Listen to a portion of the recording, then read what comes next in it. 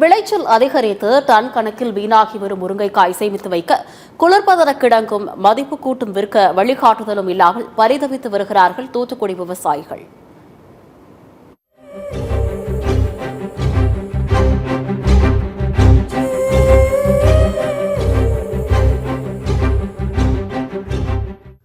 முருங்கையை தினமும் யார் உணவில் பயன்படுத்துகிறாரோ அவர் வயதானாலும் குச்சி ஊன்றாமல் வெறுங்கையோடு நடந்து செல்வார் என்பதால் முருங்கையை நட்டவன் வெறுங்கையோடு போவான் என்பது நமது முன்னோர்களின் பழமொழி. இந்த பழமொழிக்கு மாறாக முருங்கைக்காயை அறுவடை செய்து சந்தைக்கு எடுத்துச் செல்லும் விவசாயிகள் வெறுங்கையோடு திரும்புகிறார்கள்.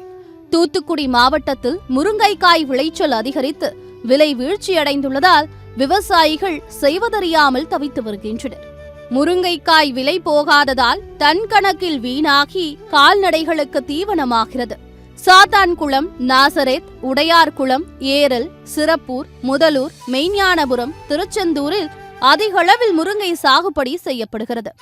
வழக்கமாக கிலோ 20 ரூபாய் முதல் 30 ரூபாய் வரை விற்பனையாகும் இந்த முருங்கைக்காய் தற்போது ஒரே அடியாக வீழ்ச்சியடைந்துள்ளது.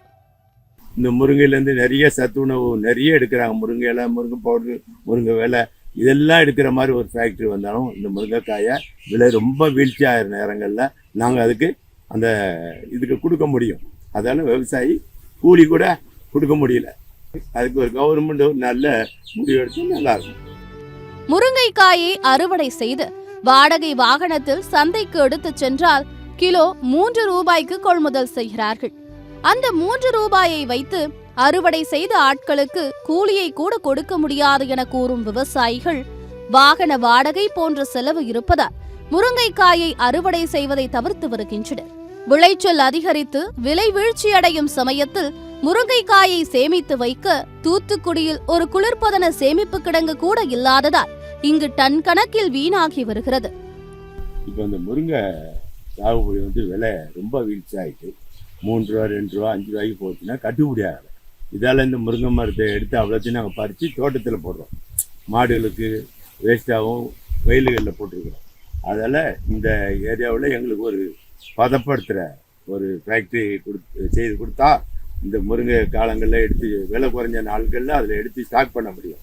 திருப்பி ஒரு 10 நாள் கழிச்சா விலை ஏறிடும். திருப்பி அதை எங்களுடைய முதலீடை எடுக்க முடியும். இப்போ பறிக்கிற கூலியை கூட எங்களால் எடுக்க முடியல.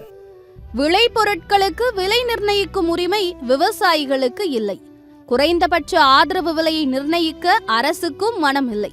நிலையில்லா விலையால் தடுமாறும் முருங்கை விவசாயிகள் விலை வீழ்ச்சியின் போது அரசை நம்பியிருக்காமல் மதிப்பு கூட்டப்பட்ட பொருட்கள் தயாரிக்க முன்வர வேண்டும்.